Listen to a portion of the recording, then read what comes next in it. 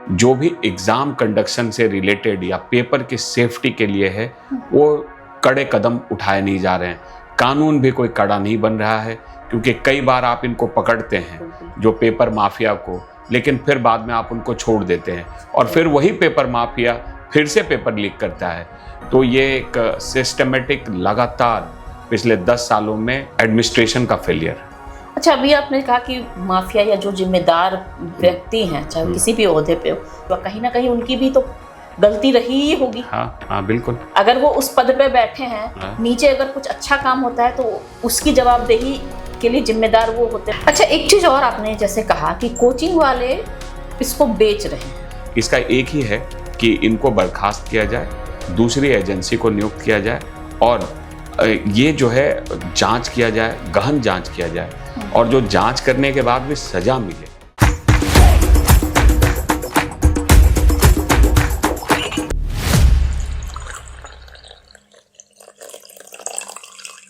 नमस्कार, एक बार फिर से आप सभी का स्वागत है। शो का नाम तो आपको अब तक याद हो ही गया होगा, टी टॉक विद एसपी। आज हमारे साथ हैं बोर्ड मास एजुकेशन के कर्ता धर्ता आप कह सकते हैं, अशोक सिंह जी। अशोक सिंह जी, आपका हमारे शो में बहुत बहुत स्वागत है। अशोक सिंह जी थोड़ा सा बोर्ड मास की जर्नी और अपनी जर्नी के बारे में बताएंगे। वैसे तो आप सब जानते हैं, और आज हम वर्तमान में जो अहम मुद्दा है पेपर लीक, आज विशेष रूप से हम उसकी चर्चा करेंगे। इसकी जड़ कहां पे जा रही है? देखिए, मेरे बारे में बस इतना ही इंट्रोडक्शन कहूँगा कि बोर्ड मास एजुकेशन जैसी संस्था को चलाता हूँ। स्टूडेंट के करियर, स्टूडेंट के एडमिशन प्रोसेस और भारत के एजुकेशन सिस्टम के ऊपर में रिसर्च ड्रिवन काम करता हूँ। और जो आज का टॉपिक है जिसमें श्वेता जी के साथ आज बातचीत होगी, ये पेपर स्कैम को, ये एक बहुत ज़रूरी सवाल है और हम लोग डिस्कस करेंगे कि क्या इसका सोल्यूशन है। अभी मुद्दा नीट पेपर को लीक को लेके गरमाया हुआ है, लेकिन आज सबसे पहले मेरा सवाल ये है कि अगर आप देखें तो 10 साल में तकरीबन 85 पेपर लीक हो चुके हैं जी। 48 बार री एग्जाम हो चुका है जी। तो स्टूडेंट इसको सफर कर रहे हैं, मिडिल क्लास फैमिली के स्टूडेंट। तो इसके बारे में आप क्या कहना चाहेंगे? देखिए, ये बहुत ही शर्म की बात है किसी भी कंट्री में अगर एक स्टूडेंट को इसी का भरोसा नहीं है कि उसकी मेहनत जिसके लिए वो दिन रात लगन से पढ़ रहा है, उसका एग्ज़ाम ही सुरक्षित नहीं है, तो वो पढ़ाई के लिए मोटिवेटेड नहीं होगा। तो ये हमारे लिए राष्ट्रीय शर्म की बात है कि हम कॉम्पिटिटिव एग्ज़ाम को सही से कंडक्ट नहीं कर पा रहे हैं। तो ये ज़रूरी है किसी भी सरकार के लिए, अभी जो भी प्रेजेंट गवर्नमेंट है उसके लिए और जो भी स्टेट गवर्नमेंट है उसको भी ये इंश्योर करना बेहद ज़रूरी है। अच्छा, एक चीज और देख रहे हैं कि नीट का एग्जाम अभी लीक हुआ। अब आप अगर डेटा पे जाए तो एक रेशियो बनाकर लीक किया गया। आप देखिए 2017 के बाद बीच में 3 साल लीक नहीं हुए। 18, 19, 20, 21 में फिर लीक हुआ। 21 के बाद 22 और 23 में नहीं हुआ, यानी 2 साल। फिर 24, फिर 1 साल गैप, 26।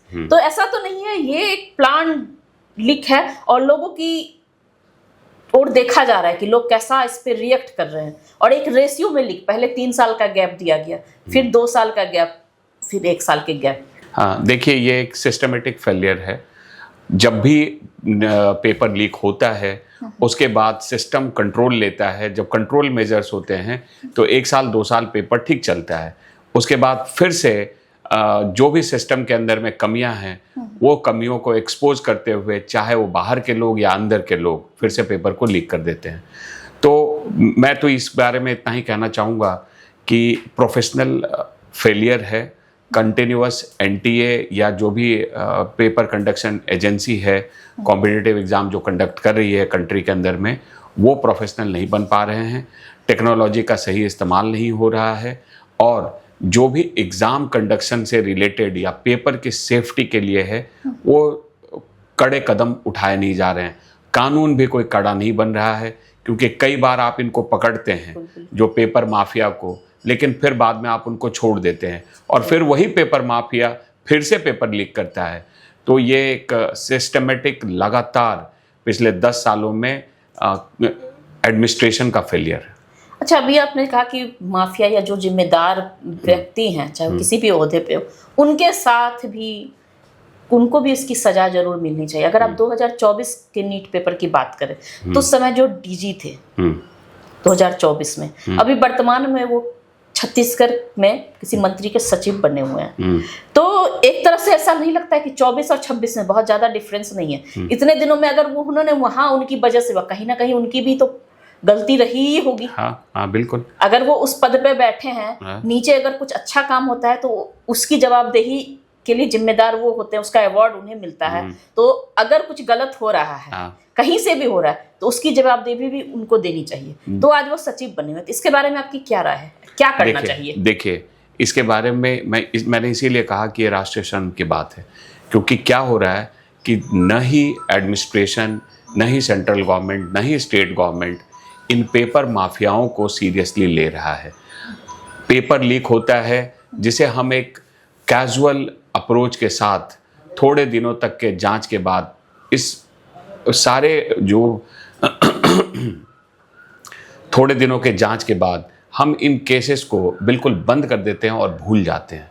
ये बहुत गलत बात है। चाहे वो जनता हो, चाहे वो सरकार हो, इसको आपको सीरियसली लेना पड़ेगा, क्योंकि ये आपके बच्चों के भविष्य का सवाल है। ये आपके राष्ट्र के एकेडमिक स्ट्रेंथ का या वीकनेस का सवाल है। भारत की डिग्री को अभी विदेशों में इसीलिए तो सही ढंग से नहीं देखा जा रहा है। जी। सही ढंग से बिल्कुल नहीं देखा जा रहा है। एक कमेंट था एक बड़े इम्पॉर्टेंट मैगजीन में कि भारत के का जो बीटेक है वो आप चाइना के आईटीआई के बराबर है। ये क्यों हो रहा है? क्योंकि हम लोग जो है ना अपनी चीज़ों को सीरियसली नहीं ले रहे हैं। अगर एग्ज़ाम ही बार बार पेपर लीक होगा तो कल को आपके डॉक्टरों की भी वैल्यू क्या रहेगी? बिल्कुल। क्योंकि कहीं ना कहीं तो उंगली उठेगी कि क्या पता ये पेपर लीक हुआ हो, इन्होंने जो भी डिग्री ली है इन्होंने पेपर खरीदा हो। तो ये हम सबके लिए जिम्मेवारी की बात है। जो ईमानदार हैं उनके लिए भी ये बहुत जिम्मेवारी की बात है कि इस चीज़ को सीरियसली लिया जाए। अच्छा, एक चीज और है कि इस पेपर लीक में, जैसे अभी जो पेपर लीक में बीजेपी के 2 लीडर का नाम आ रहा है, लेकिन अगर हम जड़ में जाएं तो पॉलिटिकल पार्टी के पास पैसे कमाने के तरीके थे। वो अपनी जेब से पैसे लगा के, जहां तक मैं कई सारे लीडर के करीब रही हूं, अपनी जेब से वो 50 पैसे लगाकर आपको एक कप चाय तक नहीं पिलाएंगे। बिल्कुल। वो आपकी जेब से निकलवा के तभी चाय पियेंगे। हाँ। या फिर कोई और बेनिफिट उनको अदर मॉनिटेरियल कहीं से आ रहा हो तो आप उसके ऊपर खर्च करेंगे। जी। ये एक पॉलिटिकल, किसी भी पार्टी का हो, किसी भी पार्टी को, मैं बीजेपी, कांग्रेस, राजद, जदयू, टीएमसी, किसी पार्टी के बारे में नहीं बोल रही। ये सारी पार्टियों के जो भी पॉलिटिक्स में इन करता है उसको शायद पहले यही पार्ट पॉलिटिक्स का पढ़ाया जाता होगा कि अपनी जेब से पैसे नहीं खर्च करने हैं, जनता से ही वसूल करके खर्च करने हैं। तो इसमें पॉलिटिकल पार्टी का तो कोई फायदा नजर नहीं आता है प्रत्यक्ष रूप से। तो आपकी नजर में इसमें पॉलिटिकल पार्टी दोषी है, माफिया दोषी है, या फिर ये कोचिंग वाले? देखिए, ये तीनों का कहीं ना कहीं नेक्सस है। चाहे जो लोग एडमिनिस्ट्रेशन में हैं वो डायरेक्टली इन्वॉल्व नहीं होके इन माफियाओं को संरक्षण दे रहे हैं, और कोचिंग इंडस्ट्री के पास पैसा है। तो गहराई से जांच का विषय है कि ये पैसा कहाँ से फ्लो हो रहा है, क्योंकि अगर जो पेपर लीक हो रहा है तो जो भी पेपर लीक हो रहा है, जैसे भी हो रहा है, उसके ऊपर में जो ये खर्चा आ रहा है वो कहाँ से आ रहा है और ये कौन कर रहा है फंड इसको। क्योंकि अगर आप मनी ट्रेल को पकड़ेंगे तो आप इसको समझ जाएंगे। और जहाँ तक बात रह गई ये पॉलिटिशियंस की या ब्यूरोक्रेट की, तो डेफिनेटली ये पॉलिटिशियन या ब्यूरोक्रेट अगर माफिया को संरक्षण नहीं देंगे तो माफिया कभी भी पेपर लीक नहीं कर पाएगा। तो पॉलिटिशियन और ब्यूरोक्रेट इनका जरूर कहीं ना कहीं इन्वॉल्वमेंट है इन पेपर लीक माफियाओं से।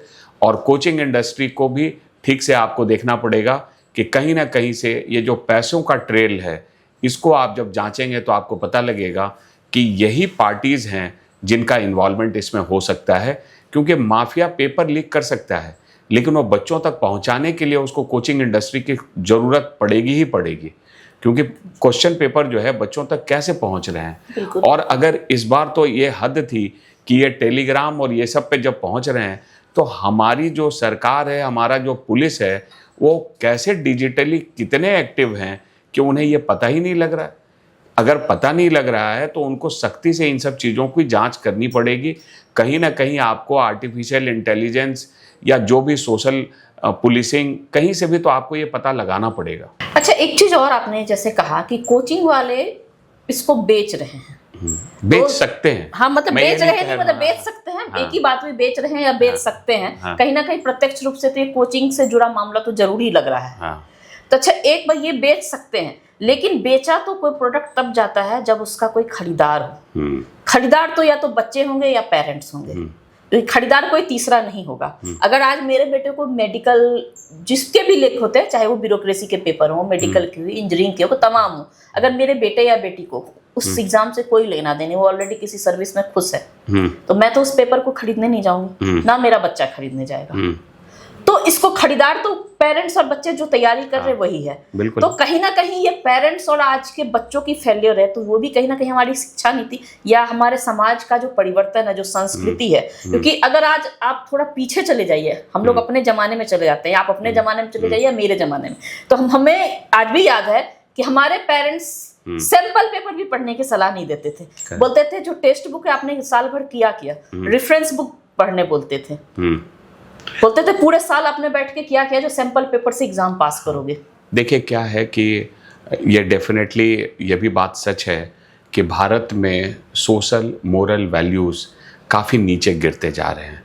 और जो आज के डेट में पेरेंट है, वो उनके पास एक दो बच्चे हैं तो वो किसी भी हद तक जाने को तैयार है अपने बच्चे के MBBS सीट के लिए या फिर किसी और भी नौकरी के लिए।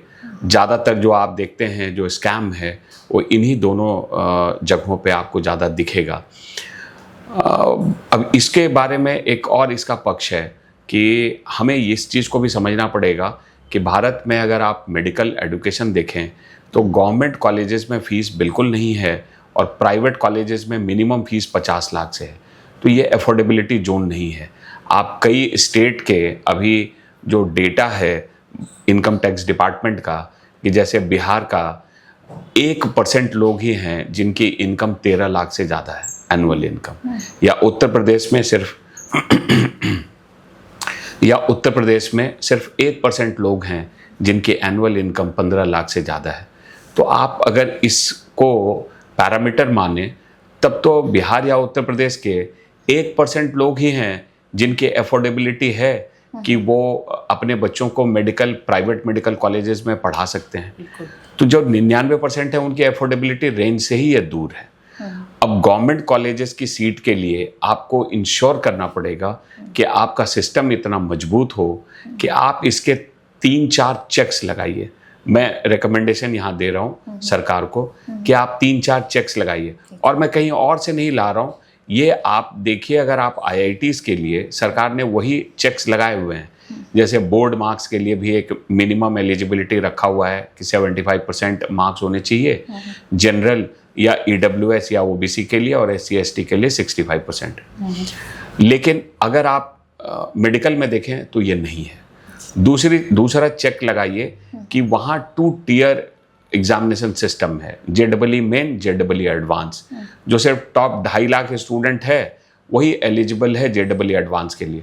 तो नीट के पेपर में भी आप ऐसे कुछ नेशनल मेडिकल एडमिशन टेस्ट ऐसा कुछ रखिए और उसका 2 लेवल रखिए, मेन और एडवांस। मेन में जो बच्चा आ जाता है वो केवल उससे स्क्रीनिंग है, जो एडवांस के लिए एलिजिबिलिटी उसकी सेट हो गई, और जो बाकी बच्चे हैं वो प्राइवेट कॉलेजेस के लिए उसके थ्रू जा सकते हैं, या विदेशों में पढ़ने जा रहे हैं तो 50% के बाद जा सकते हैं। प्राइवेट कॉलेजेस जो है अपनी काउंसलिंग अपने रैंकिंग के हिसाब से अपना कर सकते हैं, सिर्फ मेन के रैंक के बेसिस पे। लेकिन जहाँ गवर्नमेंट कॉलेज का सवाल है तो उस बच्चे को एडवांस में आना पड़ेगा और फिर एडवांस लिख के फिर वो गवर्नमेंट कॉलेज में आए। तो सबसे पहले ही आप जो है ना एक फिल्टरेशन लगाएंगे, सिंगल एक पेपर, वो भी ऑफलाइन, सिर्फ एक पेपर पे ही आपने एक ही क्राइटेरिया है, इसका और कोई क्राइटेरिया नहीं।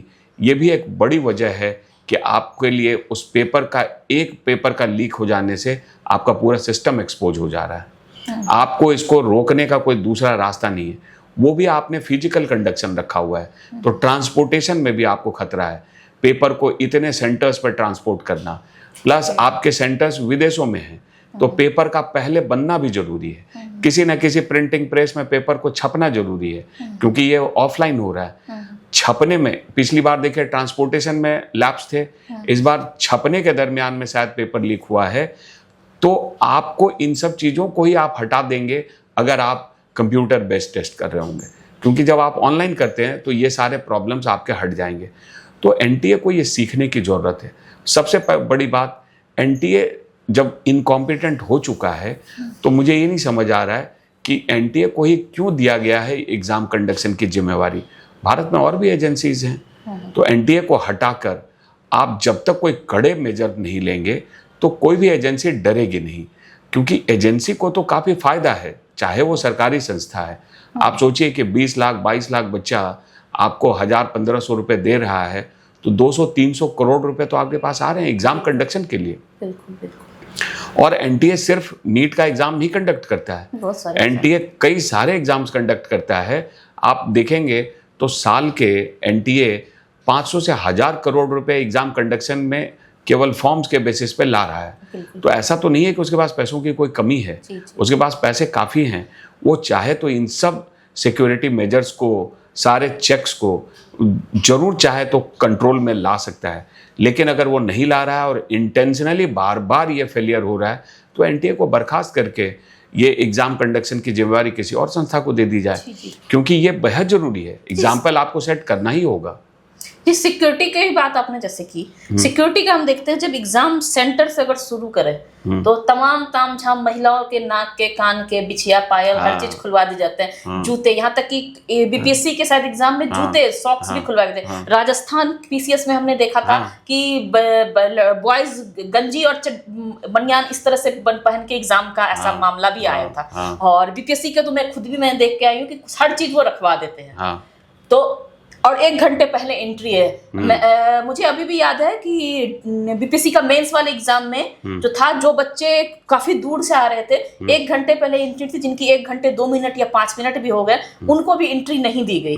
कुछ लोग रो रहे थे कि भाई मेंस का एग्जाम है, एंट्री दे दो, हम ट्रेन से आए हैं, हमारी लेट हो गई, ट्रेन की गलती, हमारी गलती नहीं है भाई, सरकार की गलती है। लेकिन नहीं दिया गया। इतनी सिक्योरिटी स्टूडेंट के ऊपर लगी जा रही है, जो कि एक मिडिल क्लास फैमिली है। बहुत मैक्सिमम, मैंने कहती हूँ सारे मिडिल क्लास फैमिली वाले एग्जाम देने जा रहे हैं। बहुत लोग जॉब में भी होते हैं, वो भी जा रहे हैं बीपीएससी यूपीएससी के एग्जाम देने। लेकिन आप लेंगे तो 98% मिडिल क्लास फैमिली, जिनके लिए एक बार एग्जाम देना, और जो जॉब से भी जा रहे हैं उनके लिए भी शायद दूसरा मौका नहीं मिलेगा एग्जाम देने का। तो भी इतनी सिक्योरिटी है कि सुबह 7 बजे आप सेंटर पे बुलाते हैं, 8 बजे से आपको एंट्री ये है, लेकिन 7 बजे एंट्री करवा दे रहे हैं।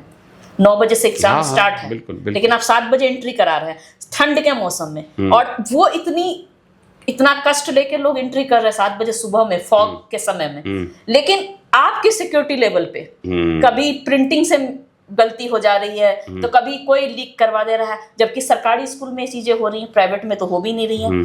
तो इतने सारे मापदंड होने के बावजूद आखिर स्टूडेंट दोष किसको दे? देखिए, आपने सही कहा, स्टूडेंट के ऊपर में तो बहुत चेक्स लगाए हुए हैं कि स्टूडेंट जो है, ये एनटीए इंश्योर करता है कि स्टूडेंट टाइम से जाए, स्टूडेंट का admit card verification, photo, documentation सब कुछ चेक किया जाता है। लेकिन एनटीए को जो काम करना है, जहाँ भी एग्ज़ाम कंडक्शन हो रहा है, तो सीसीटीवी चल रहा है कि नहीं। अगर आप 2024 के मामले में देखेंगे तो ज़्यादातर केसेस में सीसीटीवी चल नहीं रहे हैं। इलेक्ट्रिसिटी कहीं चली जाती है तो जनरेटर की व्यवस्था नहीं है। पेपर जब ट्रांसपोर्टेशन हो रहा है तो आपका जो है ऑटो से वो ट्रांसपोर्ट हो रहा था झारखंड में, और वहाँ से पेपर के लीक होने की भारी संभावना है। जो पेपर के प्रिंटिंग के इस बार मामले में, पेपर के प्रिंटिंग से पहले आपका पेपर लीक हो रहा है, तो ये ठीक बात है कि दूसरे साइड में आप स्टूडेंट के ऊपर में तो इतने कंट्रोल्स लगा के रखे हैं, इतने चेक्स हैं, लेकिन अपने सिस्टम के ऊपर में क्या आपके पास ये चेकलिस्ट नहीं है? क्या आपको अपनी चीज़ों को सही से कंट्रोल नहीं करना चाहिए? स्टूडेंट तो बेचारा वो कहीं गरीब बस में, ट्रेन में, और आप ही के सिस्टम से, सरकारी सिस्टम से ही वो आ रहा है, उसके लिए लेट हो जाने से उसको पनिश कर रहे हैं।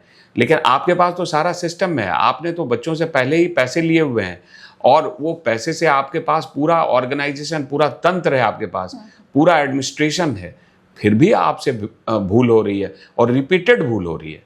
एक बार नहीं है ऐसा कि आपने 10 साल में 100 एग्जाम कंडक्ट किया और एक बार भूल हो गए, नहीं, आप रिपीटेड फेल हो रहे हैं। तो रिपीटेड फेल होने की तो एक ही सजा है, बार बार रिपीट कर रहे हैं और एक रेशियो में भी रिपीट कर रहे हैं। नहीं, पब्लिक के पेशेंस का टेस्ट तो नहीं ले रहे हैं। बिल्कुल ले रहे हैं। तो इसका एक ही है कि इनको बर्खास्त किया जाए, दूसरी एजेंसी को नियुक्त किया जाए और ये जो है जांच किया जाए, गहन जांच किया जाए, और जो जांच करने के बाद भी सजा मिले। जांच करने के बाद आप अगर उसके बाद भी फिर सजा नहीं देते हैं और लोगों को फिर छोड़ देते हैं, तो ये फिर से वापस ये काम करते हैं।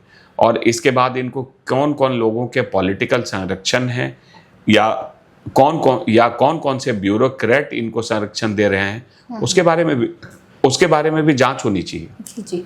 अच्छा, इस बार के पेपर के बारे में मामला है कि इस बार जो है प्रिंटिंग से पहले यानी गेस्ट पेपर के रूप में जहां तक इसको लीक किया गया है, तो निश्चित ही बात है गेस्ट पेपर के रूप में लीक हुआ है, तो ऊपर से जैसे आपने कहा कि ब्यूरोक्रेट, स्कूल टीचर, पॉलिटिशियन, जिनके पास प्रिंटिंग के लिए जाना हो या कहीं ना कहीं से जो पॉलिटिकल पार्टी कोई नहीं या एजेंसी जो इस एग्जाम के कंडक्टर हैं, उन सब में से कोई ना कोई जिम्मेदार है। कोचिंग वाले, जो इसे बेच रहे हैं, जो खरीद रहे हैं, वो भी पेरेंट्स और बच्चे।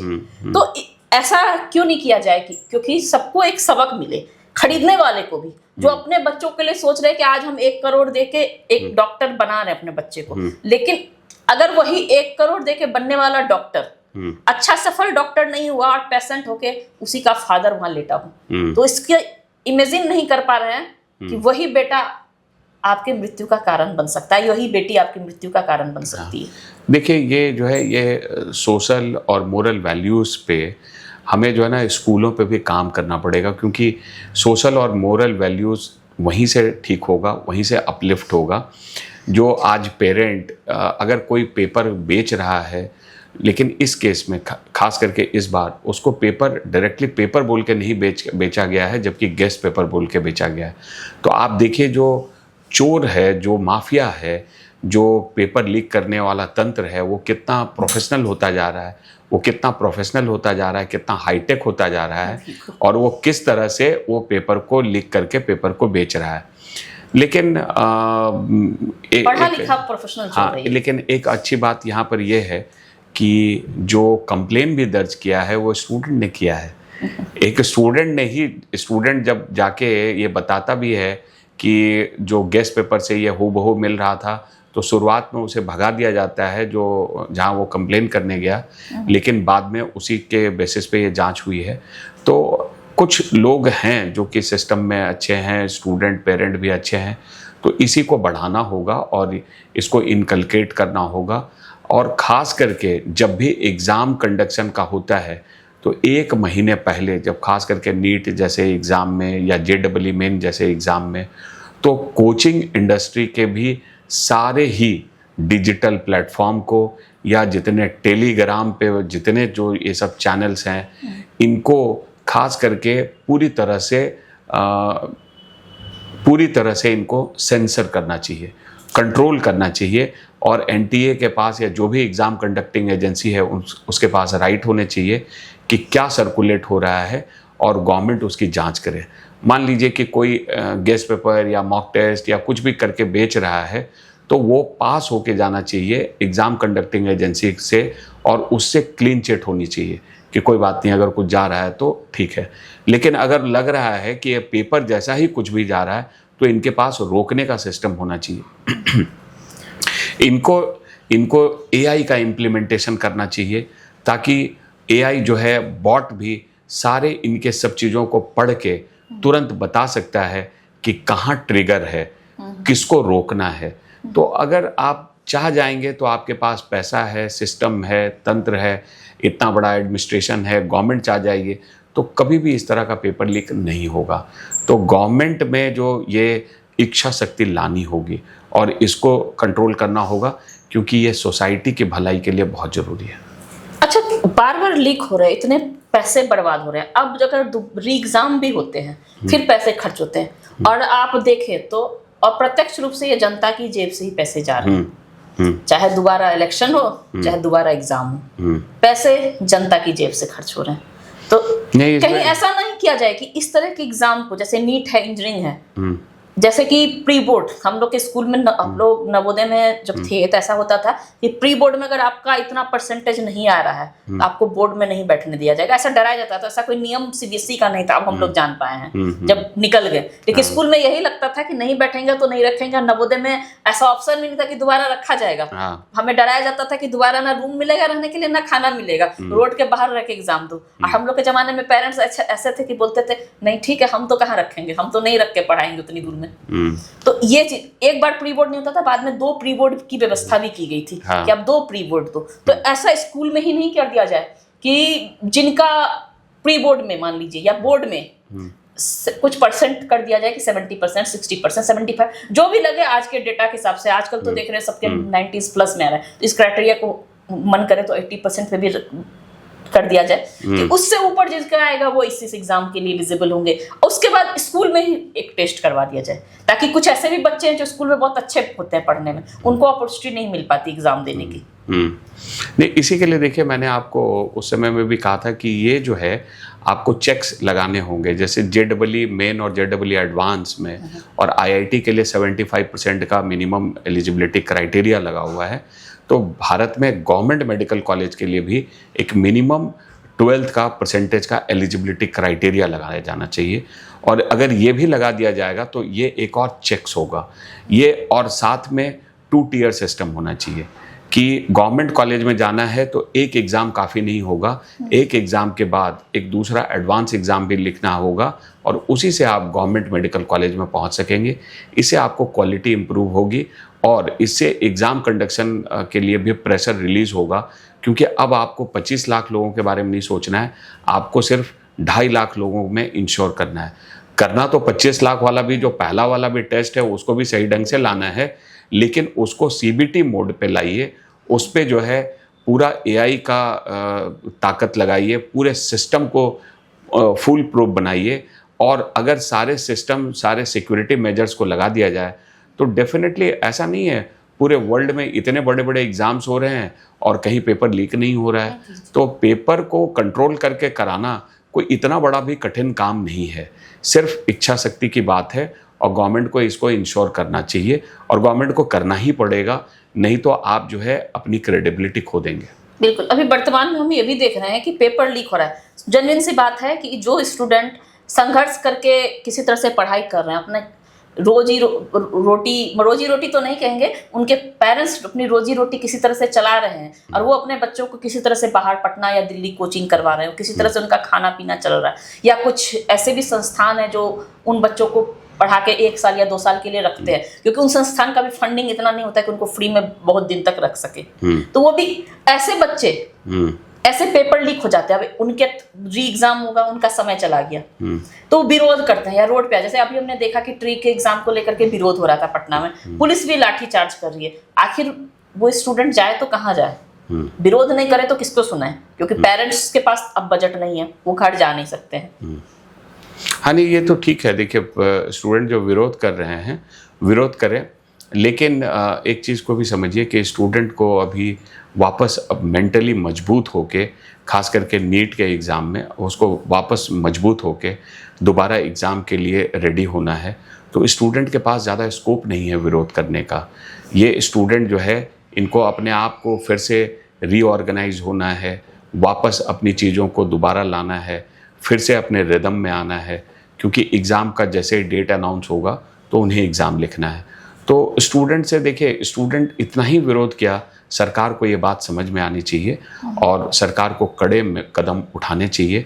और सबसे पहले तो सरकार अपनी तरफ से एक अपॉलॉजी ज़रूर बनता है कि NTA करे और माफ़ी मांगे लोगों से उसके टाइम के लिए, और स्टूडेंट से कि स्टूडेंट को मेंटल हरासमेंट जो उसने दिया है उसके लिए उसे डेफिनेटली माफ़ी मांगनी चाहिए।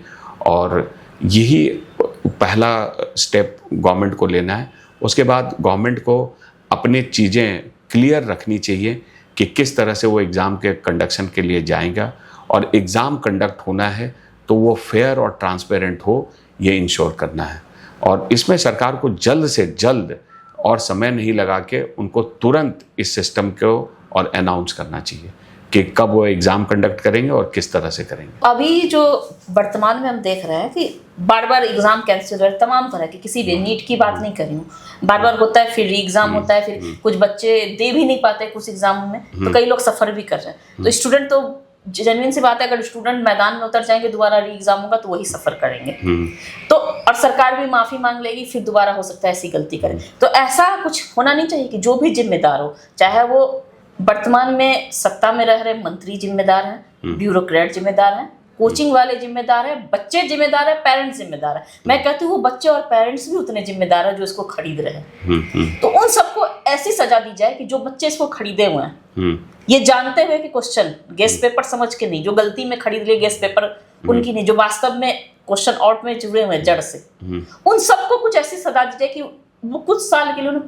प्रतिबंधित कर दिया जाए एग्जाम अटेंड करने से या कुछ कामों से, सरकारी नौकरी से। हाँ, बिल्कुल। जैसे देखिए, आप अगर चीटिंग करते हुए पकड़े जाते हैं तो आपको जो है एग्जाम से बाहर किया जाता है, तो ऐसा डेफिनेटली होना चाहिए कि ये भी एक चीटिंग है। उस चीटिंग से मुझे लगता है ज्यादा बड़ा चीटिंग, हाँ, क्योंकि उसमें सिर्फ एक आप सफर करते हैं, इसमें आप नहीं किए हैं, आपके जैसे आपको तो सफर आप इसीलिए खरीदे कि आपको लगता था कि मैं क्रैक नहीं कर पाऊंगा, लेकिन आप उसको भी सफर कर रहे हैं जिसके लिए ये शायद अंतिम मौका हो। करेक्ट।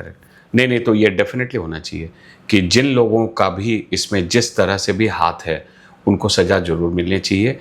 और ये तो अब जो जांच एजेंसी है, अगर सीबीआई इसकी जांच करते रहेगी तो पता नहीं कितने लंबे समय तक करेगी।